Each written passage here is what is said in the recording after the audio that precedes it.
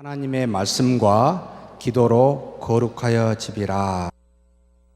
말을 지금 왜 바울이 디모데에게 했는고 하면, 교회에 잘못된 가르침을 주는 사람들이 생길 것이다. 성령께서 바울에게 오셔서 이야기했습니다. 이런 사람은 어떤 사람인고 하니 굉장히 재밌는 표현을 했습니다. 믿음에서 떠나 미혹하는 영과 귀신의 가르침을 따르리라. 자, 귀신의 가르침, 미혹하는 영, 상당히 무서운 표현을 썼습니다. 이것을 따르는 사람들이 어디에 있냐면 교회 안에 있게 된다는 겁니다. 자, 신자에게 악한 영이 들어올 수는 없습니다만, 이렇게 추구하도록, 따르도록, 죄를 짓도록 하나님의 뜻과는 상관없이 갈 수 있도록 얼마든지 유혹은 가능합니다. 그런데 특별히 교회 안에서 어떤 사람들에게 이와 같은 유혹을 줄까요? 라고 할 때는 지도자들입니다. 지도자들이 앞에서 가르치기 때문에 잘못 가르치게 해서 잘못된 가르침으로 사람들을 미혹하여 넘어지게 하는데, 자, 2절에 보면 4장 2절입니다. 자기 양심이 화인을 맞아서 외식함으로 거짓말하는 자들이라. 알아요, 이게 거짓말이라는 거. 근데 거짓말을 해요. 왜냐하면 양심의 화인을 맞아서, 그러니까 양심이 무뎌져서 성령이 하시는 말씀을 듣지 않는다는 거죠. 뭘 중시 여깁니까? 속 사람을 중시 여기는 것이 아니라 겉 사람을 중시 여기니까 곧 외식하게 됩니다. 자기를 좋게 보이도록 하기 위하여, 자기의 유익을 위하여. 그래서 교회 안에서 모든 죄는 하나님을 향하지 않고 자기를 향하여 무언가 행하고 말하면 전부가 다 이와 같은 현상이 빠집니다. 외식하는 사람들이 되어버립니다. 그래서 여기 계신 모든 분들이 반드시 기억해야 됩니다. 이것이 과연 하나님을 위한, 하나님의 영광을 위한 것인가, 아니면 나나 우리를 위한 것인가. 사람을 향하면 반드시 외식이 됩니다. 이것을 꼭 명심하시고, 그런데 이때 당시는 이런 일이 뭐였냐면 두 가지였습니다. 첫째는 금식이에요. 둘째는 결혼하지 않는 거예요. 뭐라고 그러지, 결혼하지 않는 걸? 독신. 예, 죄송합니다. 참, 독신으로 사는 게 이게 좋다는 거예요.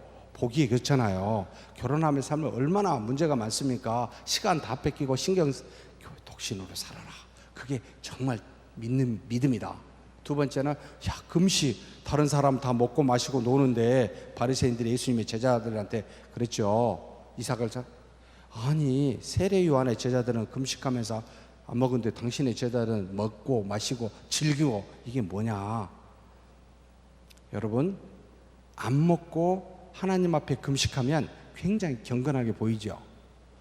보이는 이것에 포인트를 맞춰서 그것을 가르치고 있는 사람들을 향하여 외식하는 자들이라 라고 말하면서, 오직 거룩은 무엇으로만 생깁니까? 금식으로도 아니고 독신으로도 아니고 반드시 하나님의 말씀과, 이 5절입니다. 하나님의 말씀과 기도로 거룩하여 집니다. 이걸 전제해 놓고 우리가 제가 말씀드렸던 걸 풀어가는 겁니다. 하나님의 말씀과 기도로만 거룩하여 집니다. 이것을 행하지 아니하면 여러분, 아무 의미가 없습니다. 인간의 모습만 나올 뿐입니다. 그래서 정말 제가 교회에서 봉사, 제가 좀 뒤에 하겠지만 3가지가 있어요. 중직자들이 해야 되는 게. 케르그마, 두 번째는 코이노니아, 세 번째는 디아코니아.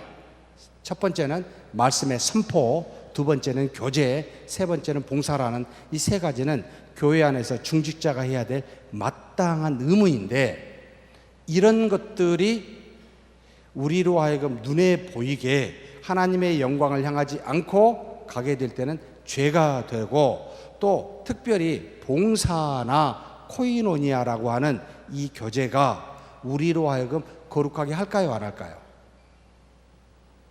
네? 참 제가 이게 고민이 많이 된 부분이에요. 성도님들한테 봉사하도록 독려하기 위해서 이렇게 해야 여러분 경건해집니다라고 말하고 싶어요. 그런데 거짓말 할 수가 없습니다. 오직 경건 거룩은 무엇으로만? 말씀과 기도로만 됩니다. 그러면 교회에서 직분을 갖고 있는 사람들이 말씀과 기도하지 않으면, 거룩함이 없고 경건함이 없으면 어떻게 되겠습니까? 교제나 봉사가 어떻게 되겠습니까? 빤합니다. 자신의 의, 자신의 이름, 명예, 이것을 들여가도록, 그렇게 가도록 되어 있습니다. 그래서 기도와 말씀이 없어버리면 전부 안 하는 게 좋아요. 죄를 짓고 있게 돼요. 이게 오히려 해가 됩니다. 그냥 하지 마십시오라고 말하고 싶을 때가 훨씬 많습니다. 독이 됩니다, 이게. 그래서 중직자의 첫 번째는 저를 포함해서 마찬가지입니다. 말씀과 기도로만 거룩해진다라는 원칙을 반드시 지키셔야 됩니다. 그러면 이걸 지키려면 도대체 어떻게 말씀을, 어떻게 기도할 수 있습니까? 주일 하루 온종일 교회에서 혹시 계신 분, 이런 분들은 좀 가능합니다. 예배 한 번만 혹시 드리고 가신 분, 손 들어가면 안 되겠죠? 그러니까 갈급합니다, 여러분, 영혼이. 그래서 뭐가 필요할까요? 오늘처럼 수예배도 필요하다. 찔끔하고 갑니다. 그래서 안 되니까 새벽 기도회도 필요하다. 뭐가 필요하다. 계속 여러분 이런 말씀 드리면 새벽 기도, 수요 기도 필요 없다고 말하는 거 아닙니다. 과거에는 그러지 않았습니다. 우리 기독교는 130년밖에 안 되지만 초대교회는 온종일 드렸습니다. 그리고 특별히 저녁마다 드렸습니다. 왜요? 유대교의 핍박을 피해서 저녁에 모여서 그들이 예배를 드렸습니다. 한 2시간, 3시간씩이요. 우리 예배가 몇 시간이죠? 1시간입니다. 이것 좀 어떻게 좀 깨버리고 싶습니다. 도대체 언제부터 1시간씩이라고 성경에 정해져 있고 누가 이것을 정했는지 모르겠습니다. 어찌하여 우리가 우리 인간의 모습대로 우리 삶의 형편에 맞춰서 예배를 시간을 정합니까? 안 그렇습니까, 여러분? 도대체 언제 1부, 2부, 3배를 드렸습니까? 빨리 드리고 가시겠다고요? 그리고 주의를 지키고 말씀과 기도가 되겠습니까? 막 이거 생각하면 막 흥분이 돼요, 제가. 언제부터 우리가 이거 30년 됐어요, 여러분. 기독교 역사에 30년, 이것도 정말 죄송합니다. 미제입니다, 미제. 미국에서 들어온 겁니다. 왜 우리는 이걸 반성을 안 합니까? 예? 우리의 영혼이 갈급함을 느끼시지 않나요? 뭔가 부족하지 않나요? 아니, 질은 떠나서 양쪽으로 부족해요, 지금. 정말 양쪽으로 부족해요, 주의를. 말씀과 기도, 여러분, 예배에 전부 들이셔도 부족해요, 지금. 새벽, 수요, 주일, 여러분 빠지지 않고 이 예배 안에는 4가지 요소가 있습니다. 사도행전 2장 42절에 우리에게 가르쳐준 4가지 요소입니다. 첫째는 사도의 가르침을 받아, 둘째는 교제하며, 셋째는 떡을 떼며, 넷째는 기도에 전무하니라. 자, 첫째는 사도의 가르침을 받는다. 하나님의 말씀, 신구약입니다. 두 번째 뭐죠? 교제하며. 이 교제는 뭐죠? 그냥 서로가 아니고 돌아보는 겁니다. 두루. 여러분 반드시 기억해야 될 게, 우리는 전부 다 서로 달라요. 어떤 사람은 육체가 건강하고, 어떤 사람은 육체가 약하고, 어떤 사람은 영적으로 먼저 가서 믿음에 좀 더 강함이 있고, 어떤 사람은 약합니다. 서로 다릅니다. 돌아보라는 겁니다. 나만 하나님이 내 안에 계신 게 아니라 모두에게 있습니다. 돌아보십시오. 그러면 필요로 하는 것을 주세요. 하나님이 주신 것을 가지고 주십시오. 그래서 우리는 지금 뭘 주죠? 육체적인 필요를 채우기 위해서 헌금을 드립니다. 두 번째로 뭘 줍니까? 그 사람에게 위로합니다. 마음의 상처를 치유하기 위해서, 필요하면 그 사람을 위해서 기도합니다. 이게 교제, 교통이라고 말하는 겁니다. 코이노니아라는 뜻입니다. 이게 예배 요소 안에 우리가 지금 현재 기도하면서 또는 헌금하면서 그 안에 집어였습니다. 세 번째, 떡을 떼며, 이건 성찬식이죠. 주 예수 그리스도의 피와 살을 먹고 마십니다. 이것도 정말 1년에 한 3차례밖에 안 해서 문제입니다. 나중에 성도님들이 조금 더 훈련이 되고 나중에 조금 더 이해가 되면 저는 한 달에 한 번씩 하고 싶은 마음을 갖고 있습니다. 한 달에 한 번이면 매주 하면 좋은데 번거로우니까 한 달에 한 번 정도는 반드시 성찬식을 떡을 떼는 일을 해야 되겠다는 생각을 하고 있습니다. 먹고 마실 때마다 성령이 역사하십니다. 내가 주 예수 그리스도의 피를 살을 먹을 때 내 안에 성령이 여러분 역사하셔요. 감동을 주어요. 우리의 믿음이 공고해져 갑니다. 그래서 어거스틴은 뭐라고 표현했냐면 성경은 글이지만 성찬식은 그림이라고 표현을 합니다.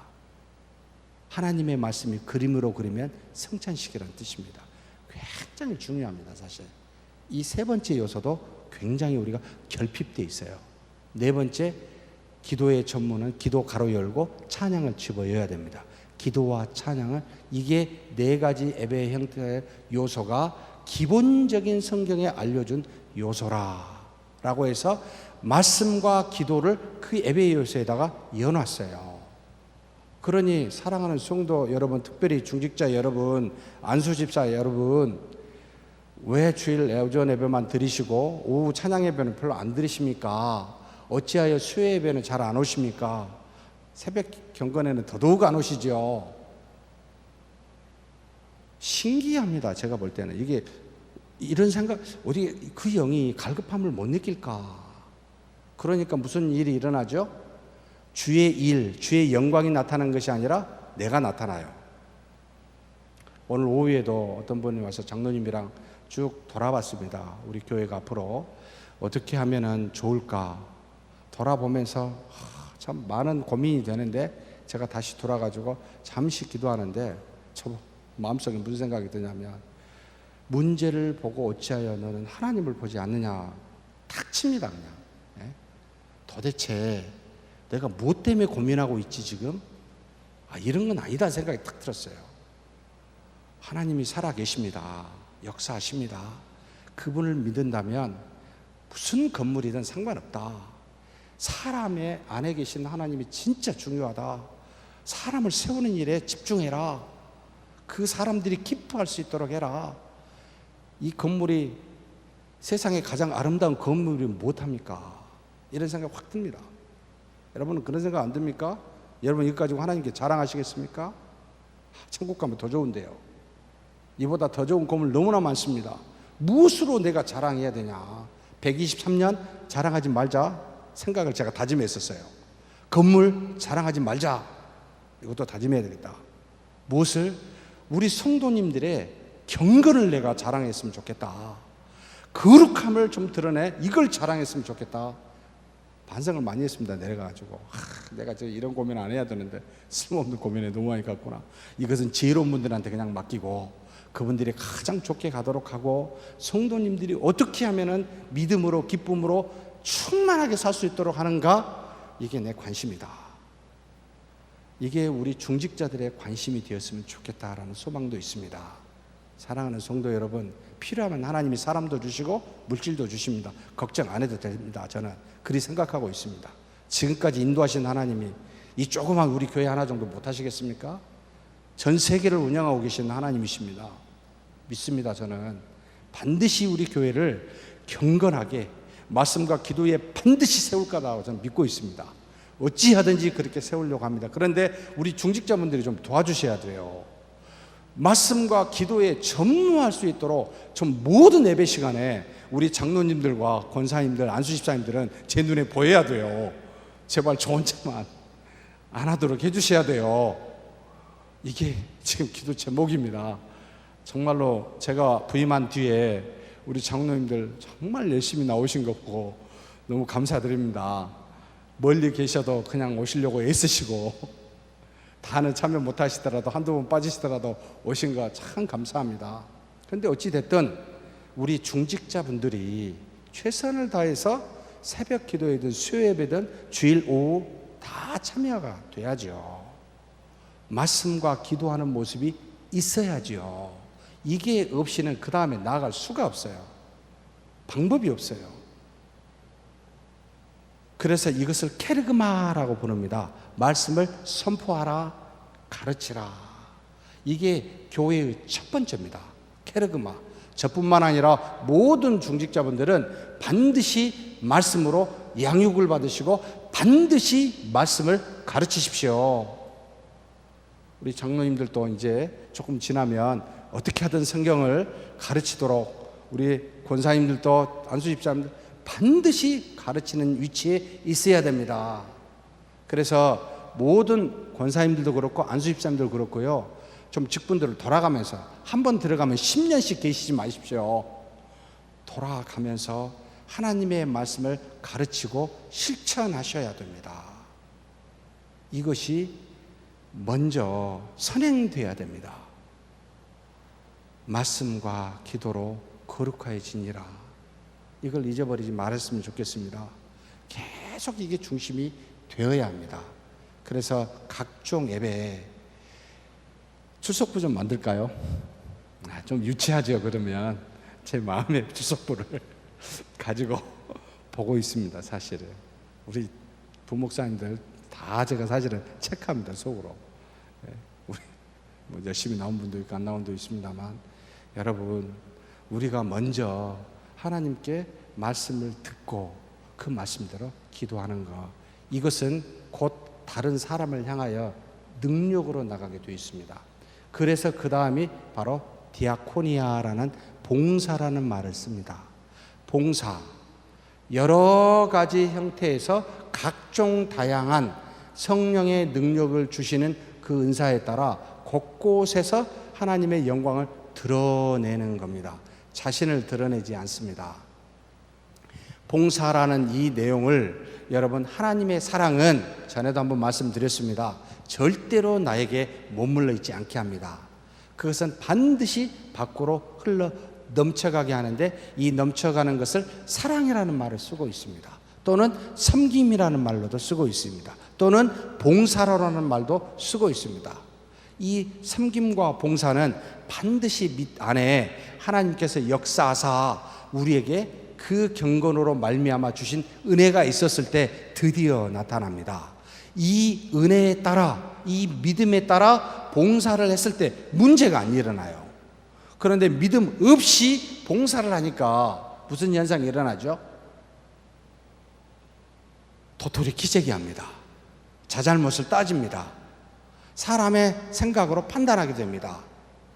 은혜가 없으면 반드시 그 봉사는 무슨 소리가요? 소리가 아주 세게 나요. 울리는 괭과리 소리가 나요. 여러분, 그런 분 아시죠? 말 안 해도 속으로 누가 그렇지 아시죠? 소리가 이상하게 납니다. 그런데 어떤 분은 그렇게 봉사를 해도 소리가 안 납니다. 왜 그렇습니까? 은혜가 차 있으면 절대 자신을 안 드러내니까, 오직 하나님만 드러내도록 그렇게 사랑의 속성이 가니까 예수님이 다니면서 숨습니다. 자신을 홍보하지 않습니다. 자신을 드러내려고 애써본 적이 단 한 번도 없습니다. 오직 하나님의 말씀과 하나님의 능력만을 나타냅니다. 그런데도 수없이 많은 사람이 찾아오니까 도망 다닙니다. 피해버립니다. 사랑의 속성입니다. 이게 어디에 드러내려는데 목적이 전혀 없습니다. 어딘지만 가면 하나님만 드러내야 되겠다는 게 예수님의 마음이기 때문에, 그의 사도들이기 때문에 그리스도의 사랑과 하나님의 말씀만이 나타나는 거죠. 그러니 중직자 여러분, 다시 봉사를 하기 위해서는 뭐가 필요하다? 경건에서 나오는 은혜가 필요합니다. 이것을 좀 가지셨으면 좋겠어요. 이 봉사가. 그러면 굉장히 여러 사람이 기쁘고 즐겁습니다. 그분만 오면은 너무 행복합니다. 괜히 좋아요. 이분만 있으면. 근데 어떤 분 오면은 피하고 싶어요. 슬슬 눈에 띄게 피하면 뭐라 하니까 살짝 피합니다. 여러분, 나는 과연 여러 사람에게 마음의 평안을 주고 기쁨을 주는 사람일까? 참 내가 가면 평안이 있는 걸까? 다툼이 있는 곳에 화평이 있는 걸까? 싸움이 있는 곳에 기쁨을 주는 걸까? 아니면 나는 여러 사람을 불편하게 하는 걸까? 물론 말씀으로 죄를 드러내기 위해서 불편하게 할 수도 있지만, 그렇지 않고 괜히 그 사람만 오면 마음이 다치는 이런 사람이 혹 나는 아닐까 돌아보십시오. 이유는 간단합니다. 은혜가 없어서요. 경건하지 않아서요. 하나님께 말씀과 기도에 충만히 지금 있지 않아서입니다. 너무나 뻔합니다. 이게 전부 느끼시잖아요. 그러면 여러분 중직자는 경건하십시다. 케르그마에 집중하십시다. 두 번째로 그 은혜로 봉사하십시다. 디아코니아입니다. 그래서 사실 디콘이라는 집사는 봉사자, 우리가 조금 더 장로도 만들고 권사도 우리가 만들었지만 어찌되었든 하나님 앞에서 주의 몸된 교회를 섬겨 그 은혜를 전하여 고루한다는 겁니다. 모두가 다 존중함을 받을 수 있도록 고르게 하나님께서 그렇게 우리에게 직분을 주신 겁니다. 그래서 나에게 혹 목소리가 좋아 음악으로 하려면 그것으로 사람을 평안을 주고 고루 존중하게 만드는 은혜가 있습니다. 또 교사로서 여러분 가서 아이들에게 전하여 그들의 믿음이 성장하도록 내가 본을 보이고 내가 그들에게 말씀을 전하여 그들을 성장시키는 고루한 존중함이 그 안에 있게 됩니다. 모든 영역에서 반드시 여러분 봉사를 하고 계신지 점검해 보셔야 돼요. 두 번째 중직자는 경건하면 반드시 봉사합니다. 은퇴하신 분들은 나는 왜 안 시켜줘? 이러신 분 계시잖아요. 하십시다. 나이 상관없이 연령에 맞게 뭔가 찾아서 하십시다. 대신 또 이런 것도 좀 아셨으면 좋겠습니다. 지금 제가 계속 기도하고 있는 제목이 30대, 40대 좀 보내주십시오. 하나님. 흰머리가 다 지금 물들여가지고 다 검은 머리가 되어 있지만 다 가짜입니다. 진짜 검은 머리 좀 보내주세요. 진짜 검은 머리도 많이 계십니다만 웃자간 소리예요. 30대, 40대에게 뭔가를 줄 수 있는 선배가 되었으면 좋겠다 생각을 늘 합니다. 무언가를 이 친구들이, 우리 후배들이, 우리의 자손들이 기쁘고 즐겁게 신앙생활할 수 있도록 만들어야 되겠다. 이게 뭘까? 조금 자리를 살짝 비켜주면 어떻습니까? 그들이 좀 빛나도록, 그들이 좀 드러나도록 내가 잠깐 옆에 서서 도와주면서 그들을 빛내주시면 안 되겠습니까? 여기 말고 서울에 있었을 때 주방에를 감히 30대, 40대가 못 들어갑니다. 주방에는 서열이 있었어요. 저는 몰랐습니다. 우리 교회도 좀 그런 거 있죠? 네, 필요합니다. 아무나 들어가서 교회의 물건을 귀중하게 사용하지 못하고 또 아무렇게나 해서 여러 사람들에게 피해될 수 있으니까 충분히 필요합니다. 그런데 좀 일할 수 있도록 끌어주는 것도 필요하지 않습니까? 근데 제가 알기로는 우리 교회는 일하려고 오는 젊은이들이 지금 없는 걸로 알고 있습니다. 맞나요? 아니 도대체 친교실에서 일하려고 하시는 분이 안 계신다는 게 저는 지금 이상해요. 하나님이 아무 말씀 안 하셨을 텐데 당신의 몸된 교회라면 반드시 누구에게 말을 합니다. 근데 누군가 이 말을 지금 무시했구나 생각을 하면 이분이 누군지를 제가 모르겠습니다. 지금 여러분 젊은 분들이시여 말씀을 들으십시오. 무슨 일이 일어나는지 한번 해보십시오. 정말 놀랍습니다. 여러분 절대 우리 힘으로 하지 말고 하나님의 힘으로 한번 해보십시오. 어떤 일이 일어나나 정말 놀라게 됩니다. 그래서 우리 힘으로는 어떤 것도 하지 말자고 늘 이야기합니다. 하나님이 시키면 무슨 일이든 나는데 내일은 절대 하지 말자 다짐하셔야 됩니다. 정말 살아 계셔서 역사한 걸 보게 되고 더욱더 그 일을 하고 그 안에 기쁨과 은혜와 능력이 있게 되어 있습니다. 제 말이 거짓말인지 한번 해보시고 거짓말하면 저한테 오십시오. 제가 하나님께 따지겠습니다. 한 번도 하나님은 여러분, 당신의 약속을 어겨 보신 적이 없으셔요. 쉽게 이야기해서 우리 없어도 하나님은 알아서 하실 수 있어요. 뭐라고 이야기하면 개석해야 되게 돌들을 향하여 하나님의 백성 되게 만들 수 있습니다. 무엇인지 할 수 있는 분이십니다. 무엇이 부족해서 우리를 사용하시겠습니까? 예? 생각해 보십시오. 하나님께서 왜 우리를 사용하신다고 생각하십니까? 자신은 손과 발이 없고 몸이 없으니까 뭔가 사용해야 되니까 우리에게 상 주시려고요. 우리와 더불어 동역하여 나중에 당신이 하셨음에도 불구하고 우리에게 상 주시려고요. 정말 놀랍습니다. 다 하실 수 있는 분임에도 불구하고 우리에게 주신 것은 뭔가 우리를 사랑하사 당신의 상급을 주어 기뻐하게 하도록 하시는 은혜입니다. 그러니 직분은 굉장히 소중한 거죠. 내가 상급 받을 길입니다. 이게 직분을 줬다라는 건, 뭔가 할 일을 줬다라는 건 너무나 감사한 겁니다. 왜냐하면 저 세상에 뭔가 준비해 놓은 게 있다라는 뜻입니다. 그냥 주지는 않습니다. 반드시 그래서 직분을 맡은 자에게는 뭐가 필요하다 그랬습니까? 그 말에 따라 충성이 요구되어진다. 그 말을 따라 순종이 요구된다는 겁니다. 왜 그렇습니까? 이미 하나님이 계획해 놓고 직분을 줬고 다음에 상급을 준비하고 계시기 때문에 충성하라는 거예요. 충성을 우리는 말하면 신실이라는 말하고 바꾸는데, 약속대로 하나님이 주시겠다는 그 안이 포함되어 있으니까 그걸 하라는 겁니다. 지금 참 왜 그걸 거절하신지 모르겠어요. 저 이해가 안 됩니다. 예? 나중에 안 가봤으니까, 아직 받아보지 못했으니까 별거 아니라고 생각이 되시나요? 나중에 그럼 한번 보십시오. 어떻게 되나. 이 짧은 시간에 여러분이 무엇을 얻고 오랜 영혼의 시간에 여러분 무엇을 얻을 것 같아요? 예? 무엇으로 비교할 수 있을 거라고 보이십니까?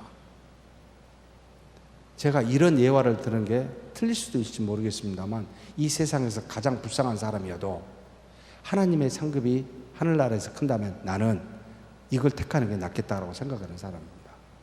내가 정말로 오늘이라도 내일이라도 하나님이 나를 죽이게 하시더라도 내 상급이 거기에 있다면 그게 차라리 낫다라고 생각을 합니다. 그래서 저는 일주일 만에 태어나서 죽은 아이를 보고 절대 불쌍하다 말 안 하려고 다짐을 하고 있습니다. 이 세상에 사람이 보기에 불행으로 교통사고든 또는 어떤 일로든 죽을 수 있어도 이것을 하나님이 절대로 그대로 보실 거라고 보지는 않습니다. 반드시 하나님의 나라에 알 수 없는 것이 있기 때문에 내가 이것을 가지고 좋다 안 좋다 판단하지 말자 다짐합니다. 저는. 왜요? 그 나라가 있기 때문입니다. 그 나라에 뭔가 준비를 하고 있어서 이것을 싹시라 상급이라는 말로 쓰고 있습니다. 정확하게 알 수는 없습니다. 가봐야 알겠습니다. 그런데 여러분, 그것을 생각해 보십시오. 영원히 그것을 갖게 되고 지금은 잠깐 갖게 되는 것들이에요. 무엇이 아깝습니까? 그런 생각 안 드세요? 우리의 목숨이 아깝습니까? 아니요. 죽은 뒤에는 하나님이 계셔요. 여기 있으나 거기 있으나 차라리 거기 가는 게 더 좋아요. 저는 어쨌든 생각해 보면 여기서 무엇이 아까워서요? 정말 하나님을 생각하고 믿음을 생각하면은요, 우리가 바꿔야 될 게 되게 많습니다. 어찌하여 우리가 세상에 있는 것과 육체를 따라 굉장히 크게 생각하게 되었는지, 이와 같은 모습으로 살게 되었는지, 성경은 아무데도 그렇게 이야기 안 하는데 우리가 그렇게 되었는지 모르겠습니다. 사랑하는 장로님, 권사님, 안수집사님들, 정신 차리고 말씀과 기도에 전무하고 그에 따른 봉사를 하십시다. 상급입니다. 상급. 연결되어 있습니다. 그러니 이 땅에서 손해보는 것을 기뻐하십시오. 새벽 기도에 우리가 누가복음 5장에서 화 있는 사람과 복 있는 사람에 대해서 나눴습니다. 마태복음 7장이죠. 산상수훈에 나와 있기도 합니다. 뭐라고 말합니까? 복 있는 사람은 가난한 사람, 애통한 사람, 예? 상처받은 사람, 정말 의를 위하여 핍박을 받는 사람, 사람의 눈으로 보면 복받을 조건이 하나도 없습니다. 이런 사람은 복이 있나니 해놓고 미래형을 썼어요. 하늘의 것이 천국이 저희 것임이라, 위로를 받을 것임이라, 상급을 받을 것이나 하나님으로부터 수많은 은혜를 전부 다 미래형으로 써 있습니다. 언제요? 하나님의 나라에서 받게 된다는 겁니다. 그러니 이 땅의 삶은, 우리의 생활은 하나님의 나라와 연결되어 있다는 뜻이죠. 어떻게 사느냐에 따라 하나님의 나라가 달라진다는 뜻입니다. 그래서 여기서 잘 먹고 잘 사는 것 별로 안 좋을 수 있구나, 이 생각이 드니까 여러분, 초대교회 교부들의 스토리들의 이야기들이 이해가 되기 시작합니다. 그들의 기도는 어떤 기도인지 아십니까? 나를 좀 어떻게 빨리 순교 좀 해 주십시오. 내 스승님이 이렇게 죽었는데 나도 그 길을 따라가게 해 주십시오. 이렇게 기도 제목으로 삼고 기도했습니다. 도대체 이해가 안 돼요. 어쩔 수 없이 당하면 되잖아요. 그럼 그렇게 맞이하겠어요, 저도. 근데 의지를 다해서 이걸 해달라고 기도하는 건, 이건 좀 말이 안 되잖아요. 내가 아직 믿음이 없구나. 이런 것을 알고 있는 사람은 철저하게 그렇게 가겠구나. 하나님의 뜻이 무엇이고 영원한 나라가 어떤 건지를 아는 사람은 그렇게 갈 수밖에 없겠구나. 잠깐 이렇게 추측이 되는 겁니다, 지금. 그러니 여러분, 성경의 해석도 하나님께서 이 땅에 믿음을 표현하지 않고 그 거짓 나사로 있죠? 부잣집에서 믿음이 하나도 없어요. 누가복음에 나온 스토리죠. 그런데도 하나님의 아브라함 품에 천국에 있습니다. 부자는 지옥에 가 있습니다. 이것을 여러분 어떻게 크리소스톰이라는 황금의 입이라고 말했던 350년에 여러분 안디옥과 당시에 가장 큰 콘스탄티노플 로마의 수도였습니다. 거기에 감독이었었던 황금의 입이라고 말하는 크리소스톰이 뭐라고 해석을 했냐면, 믿음과 상관없다라는 거예요. 하나님의 나라 간 게 이게 무슨 이단 같은 소리지? 근데 뭐라고 써있는지 아십니까? 거기에는 이 땅에서 부자로 살다가 죽으면 이 사람이 이미 수많은 선행을 행한 것을 하나님이 이 땅에서 상급으로 줬고, 그에게 남는 것은 죄만 있으니 하나님께서 지옥으로 보내기 위해서 부자로 살게 했다. 와, 이렇게 썼어요.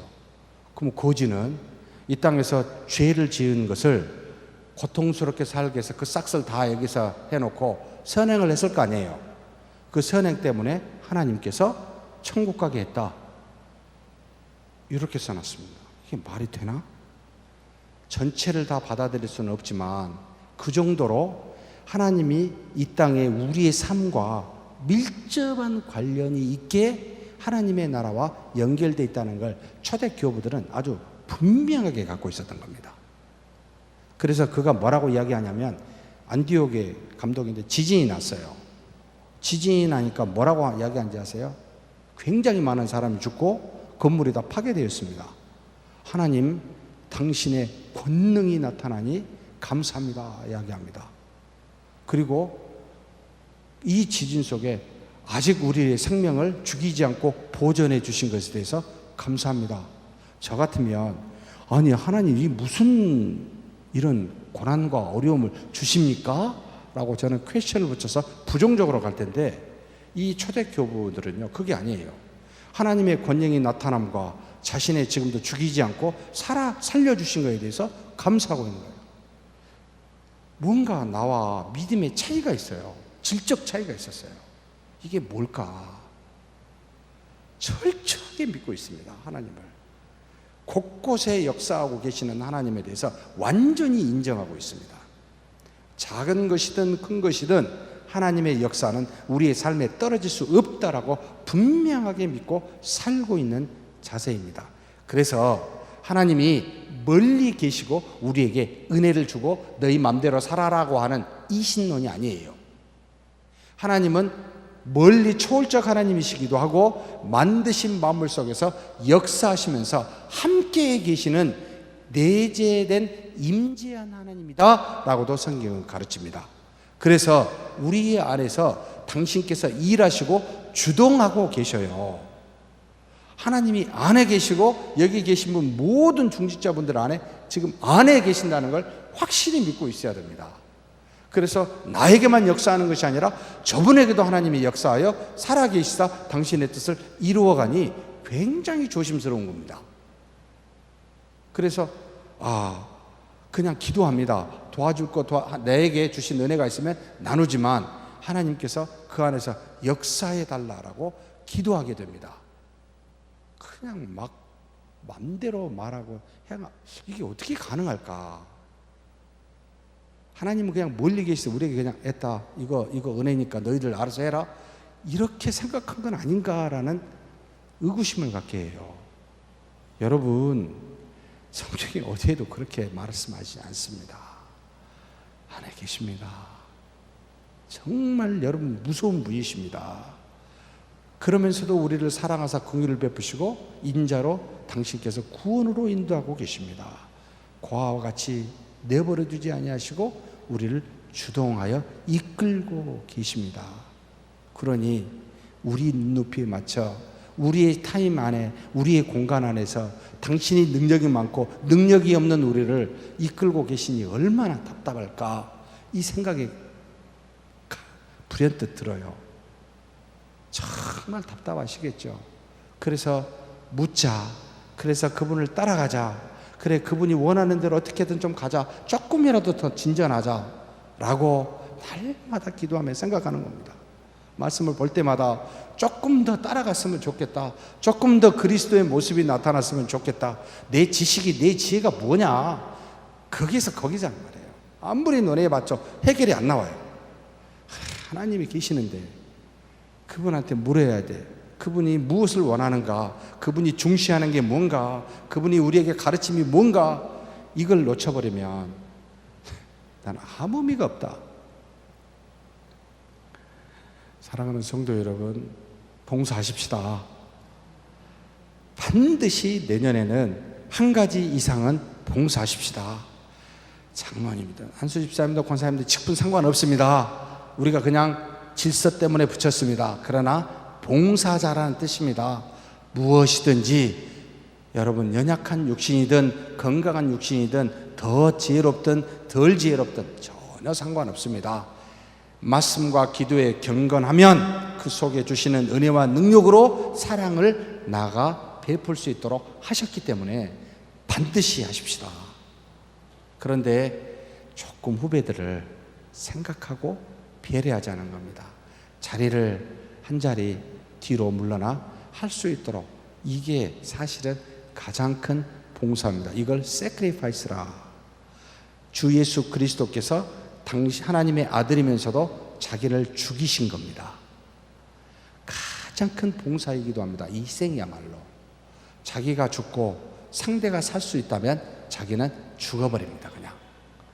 이런 봉사를 좀 하시면 어떨까라는 생각이 듭니다. 여기까지 가면 봉사의 최종적인 완성이라고 보여요. 근데 그렇지 않다면 할 수 있는 길을 찾으십시오. 그러나 죽을 수 있는 길을 찾는 것은 더욱 좋습니다 라는 뜻입니다. 세 번째가 바로 코이노니아라고 하는 교제입니다. 이 교제를 너무나 좀 잘못 알고 있어서, 교제는 하나님과 우리 사이에 교통케 하시는 분이 누구죠? 늘 제가 축도할 때 성령의 교통하심이라는 말을 썼습니다. 그죠? 하나님과 우리 사이를 연합시키는 분은 우리 안에 계시는 성령의 하나님이 교통케 하십니다.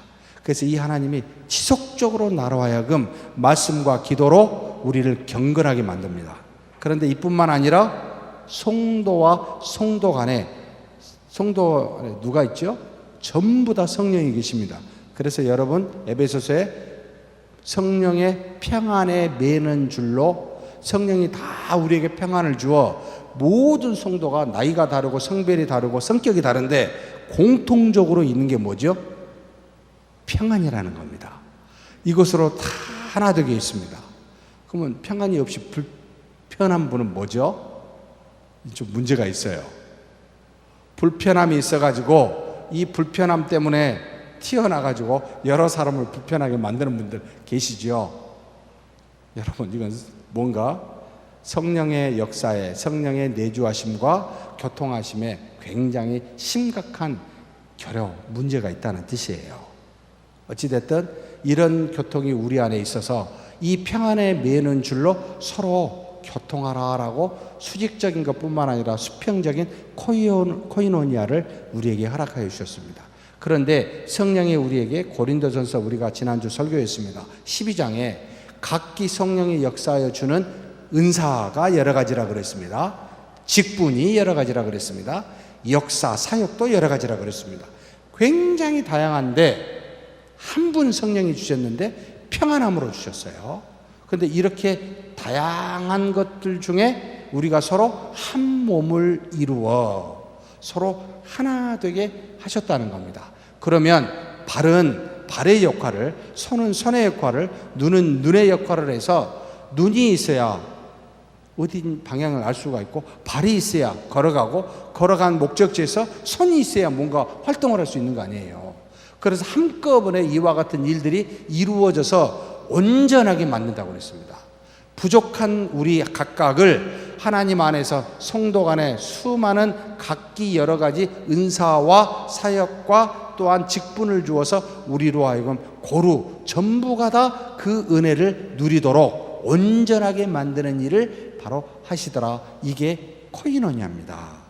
교통케 하사 저 사람에게 내가 가진 것을 주어 저 사람으로 하여금 이득을, 저 사람이 또한 갖고 있는 것으로 나에게 유익을, 이렇게 교통하도록 하는 겁니다. 구체적으로 들어가면 육체적인 연약한 사람을 강한 사람이 도와야 되고, 경제적으로 어려운 사람은 여유 있는 사람이 도와야 되고, 심지가 약한 사람은 심지가 강한 사람이 도와야 되고, 영적으로 믿음이 먼저 된 자는 후회된 사람을 도와야 되는 그와 같은 의무를, 책임을 준 게 교통의 의미입니다. 그래서 사랑하는 성도 여러분, 하나님 앞에 이와 같은 교통하심을 제발 주변을 살피시면서 보셔야 됩니다. 지금 제가 심각한 문제가 그겁니다. 우리 성도님들을 전혀 모르고 있습니다. 제가 아직까지는 내가 지금 몰라야 된다고 생각을 하고는 있습니다. 내년부터 더 알아야 되고, 이번 올해까지는 우리 교회 각각의 중요한 기관과 방향과 원리들을 봐야 되겠다 해서 지금 제가 정말 죄송합니다만 성도님들 개개인들을 못 보고 있습니다. 근데 여기 계신 분들은 저를 포함해서 전부가 다 보여야 됩니다. 저분은 육체적으로 무슨 문제가 있고, 영적으로 어떤 어려움이 있고, 심적으로는 어떤 문제가 있어. 이 정도는 알고 있어야 기도하고 도울 수 있어야 돼요. 아세요? 혹시? 모르면 이게 문제가 있는 겁니다. 지금 무슨 교통을 하고 계십니까? 교회에 와가지고 하나님과의 교통만 하고 가시는 겁니까? 하나님은 우리를 그렇게 내버려 주시지 않습니다. 반드시 안에 코이노니아라는 교통을 이루게 해서 온전하게 그리스도의 몸된 교회를 세워 하나님의 영광이 퍼펙트하게 드러나도록 하시는 분이 우리 안에 계십니다. 그러니 나만 보고, 우리 몇 사람만 보고, 우리 부서만 보지 마셨으면 좋겠어요. 부서 이기주의 또는 전도에 소속한 이기주의, 여러분 이게 교통이 아닙니다. 내가 좀 더 강한 전도회라면 약한 전도회를 도울 수 있는 마음이 생겨야 되고, 내가 좀 더 강한 부서가 있다면 연약한 부서에 도울 수 있는 것이 생겨야 이게 코이노니아라는 게 형성이 되는 겁니다. 우리 좀 그랬으면 좋겠습니다. 제가 듣기로는 유초등부가 청년 대학생이 없다. 교사가 어느 한쪽에 몰려 있으면, 또 어떤 부서가 만약에 교사가 너무 많은 어떤 부서가 없다. 여러분 무슨 생각이 듭니까? 더욱더 우리가 다다익선이요. 있는 자는 더 풍성할 것이요 없는 자는 있는 것도 빼앗기리라. 말씀을 거기다 대가지고 그렇게 생각하면서 더, 여러분 이건 그리스도의 사랑이 아니잖아요. 코이노니아가 아닙니다. 흘러서 넘쳐 낮은 대로 물처럼 흘러가게 우리의 사랑을 let them free라고 그러나요? 그대로 두십시다. 마음이 끄는 대로 가십시오. 여기가 연약하구나, 이걸 도와야 되겠다 하시면 여러분 하십시오. 저는 이런 것이 하나님이 주신 마음이라고 믿고 있습니다. 예?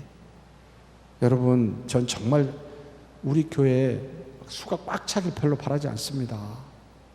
하나님의 은혜가 꽉 차기를 늘 바랍니다. 오히려 정말 어려운 데 있으면 여러분 가십시오.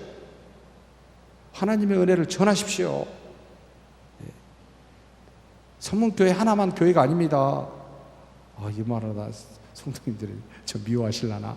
전 그래도 그래야 되겠습니다. 정말로 하나님의 몸된 교회는 수두룩 카톨릭이라는 표현을 카톨릭교가 먼저 써가지고 보편적 교회라는 뜻입니다. 어려운 교회 보면 줍시다. 어려운 선교사님 오면 막 줬고 싶고, 어려운 교회면 여러분 줍시다. 우리 교회가 뭐 더 채울 이유 있습니까? 예? 우리 한국뿐만 아니라 전 세계에 어려운 게 있으면 줍시다. 줘보십시오. 어떤 일이 일어나나. 제가 마지막에 썼습니다만 누가복음 6장에 뭐라고 나와 있습니까? 주라. 그리하면 우리에게 뭐 하신다고요? 누르고 흔들어 넘치도록 안겨주신다고 했습니다. 좀 믿습니다. 막 채우면 우리께 될 것 같습니까? 아니요, 저는 아니에요. 하나님은 절대 그런 분은 아닙니다. 그분은 능력이 충만하고 세상이 다 하나님 것입니다. 근데 무엇이 우리가 부족해서 우리 걸 자꾸 챙깁니까? 줘버립시다. 할 수 있으면 다 줍시다. 그러면 우리 교회는요 훨씬 더 풍성해질 겁니다. 그래서 우리 교회를 무엇으로? 빛과 소금, 그냥 빛을 드러내고 세상에 썩어가는 곳에 소금의 역할로 가득 찬 교회. 이야, 서문교회는 정말 놀랍다. 이런 교회, 이런 중직자가 되었으면 좋겠습니다. 이게 참나온 코이노니아입니다. 코이노니아. 그래서 만나고 싶지 않은 사람도 만납니다. 뭘 아는지 줄 수 있는 건 주고 요청할 건 요청하고, 그러나 지혜롭게 하나님의 뜻에 따라. 하나님이 살아 계시는데 우리가 무엇이 두렵습니까? 우리가 할 수만 있으면 그 사랑을 전하고 사랑으로 품을 수 있으면 다 품었으면 좋겠습니다. 솔직히 저 나간 성도님들 전부 사랑하고 품고 싶습니다. 정말 어떤 일이 있었는지는 모르겠습니다만 과거가 무슨 의미가 있습니까? 상처가 그래, 하나님이 계시면 나를 치유하실 것이다. 우리 전체를 치유하고도 남으실 분이다. 품어버립시다. 사랑하시자고요. 사랑하는 것의 무가 여러분 못 감당합니다. 그러나 지혜가 있어서 또 감당할 수 없어서 때로는 하나님의 때가 있어서 그저 묻고 기도하며 그렇게 잠잠하게 주를 바라면서 갈 뿐이죠. 그러나 마음에는 여러분 넉넉하게 생각하십시다. 하나님이 계시다면 다 줘도 괜찮은 그런 믿음이 우리에게 있어야죠. 중직자에게 있어야죠. 밖에서 주차하신 우리 안수 집사님들 참 더운데 이 여름에 너무 고생하십니다. 정말. 그리고 새벽기도에 반주하신 우리 참 볼 때마다 너무 감사합니다. 무엇으로 보답을 해야 될까 고민이 됩니다. 늘 곳곳에 우리 친교실에서 정말 얼마나 땀 흘면서 우리 권사님들이 일하십니까? 모든 성도님들 전부 다 식사 대접하시려고. 참 너무 감사합니다. 근데 하나님이 채우실 거라고 믿습니다. 나는 어떻게 못하는데 하나님 도와주십시오. 그 안에 하나님이 살아계신다면 반드시 당신께서 역사하시리라 믿습니다. 여기 계신 분들 다 그렇게 곳곳에서 봉사하신 줄 믿습니다. 교회가 뭐가 필요하다니까 선뜻 이것 하겠습니다 하신 분도 계시고, 정말로 아침마다 꽃을 돌보시는 분도 계시고, 정말 놀랍습니다. 하나님의 은혜는. 하나님이 하신다. 저분 안에 하나님이 계신다. 저는 믿고 있습니다. 그러니 저렇게 하신 거라고 저는 믿고 있습니다. 그렇게 케르그마 플러스 디아코니아 플러스 코이노니아, 이게 중직자가 반드시 해야 될 의무입니다. 근데 가장 첫 번째가 뭐라고요? 경건입니다. 출발이 여기서부터라는 겁니다. 그래서 제가 중직자분께 꼭 이것만큼은 제발 모든 예배에 참여하시고, 특별히 9월 달에 지금 몇 가지 시작한 게 있습니다. 바로 이제 우리 당회 마치게 되면 좀 결론이 나올 텐데, 성경 공부 시작합니다. 오후에 찬양 예배 전에. 그리고 구역 모임 출발합니다. 근데 구역 모임이 한 교구에 15개 정도 되는 구역에 잘해야 5개 정도 모이고 나머지 10개는 유명무실하다. 제가 그렇게 들었습니다. 이게 뭐죠? 교회 안에서만 아니라 교회 밖에서도 코이노니아와 이와 같은 디아코노스라는 하나님의 봉사와 교제가 이루어져야 됩니다. 그래서 구역장 훈련을 9월 첫째 주 5, 6, 7인가요? 지금 여러분 계획되어 있습니다. 모이십시다. 예배, 새벽 기도에 각종에 모이십시다. 하나님 앞에 말씀과 기도가 먼저 되어야 됩니다. 이것 안 하고 봉사하거나 교제하면 우리 싸움 납니다. 분열됩니다. 도토리 키재기 됩니다. 과거와 같이 이런 거 저런 거 따지게 됩니다. 여러분, 이걸 없애려면, 바르게 하려면 반드시 말씀과 기도에 전무하셔야 됩니다. 아울러 그래서 새벽 기도회를 5시부터 5시 40분에 차를 운행을 4시부터 30분부터 도신가요? 10분을 좀 연장하기로 했습니다. 우리 성도님들을 더 기도하시도록. 그래서 5시 50분에 차량이 교회에서 출발해서 10분 좀 더 기도하자. 그래도 되겠지요. 빨리 가셔야 될 분들은 알아서 빨리 가시고, 기도를 10분 좀 더 했으면 좋겠다 생각이 들어서 우리 장로님하고 의논해서 5시 50분에 차량을 좀 떠날 수 있도록, 참 10분 기도 더 하는 거 가지고 설마 뭐라고 하실 분은 안 계실 거라고 보입니다만, 혹시 집에 빨리 가셔야 될 분은 좀 다른 방법을 이용했으면 좋겠습니다. 교회 기도하는 모습이 정말 너무 적습니다. 너무 작아요. 좀 기도하십시다. 말씀을 듣고 훈련 좀 받읍시다. 그래서 케르그마가 풍성한 서문교회가 되도록 우리 그렇게 노력해 보십시다. 정말 저를 한번 믿고 따라와 주십시오. 정말 목숨 걸고 이 2가지 놓고 제가 기도합니다. 말씀과 기도, 우리 교회에 중심되게 해주십시오. 이거 안 되면 제가 알아서 갑니다. 정말 이거 목숨 걸고 하렵니다. 그러니 우리 여기 계신 중직자분들은 이건 목숨 걸고 해 주십시오. 그래서 하나님께 은혜로 모든 일을 감당하는 저와 여러분이 되기를 주의 이름으로 축복합니다.